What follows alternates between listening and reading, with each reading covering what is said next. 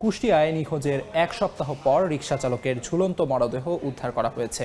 স্বজনরা জানান, শহরের জিকে বালিরঘাট এলাকার হালিম বিক্রেতা হাকিম বৃহস্পতিবার দুপুরে তার বাড়ি থেকে গহনা ও নগদ টাকা চুরির অভিযোগ এনে রিকশা চালক সুরমানকে ধরে নিয়ে যায়। পরে সুরমানের বাড়ি থেকে সবাইকে বের করে দিয়ে তালা ঝুলিয়ে দেয় হাকিম ও তার সঙ্গীরা। এরপর থেকেই নিখোঁজ ছিল সুরমান। সকালে জিকে বালিরঘাট এলাকায় আমেনা খাতুনের বাড়ি বাথরুমের চালের সঙ্গে ঝুলন্ত অবস্থায় লাশ উদ্ধার করে কুষ্টিয়া ২৫০ শয্যা হাসপাতালের মর্গে পাঠিয়েছে পুলিশ।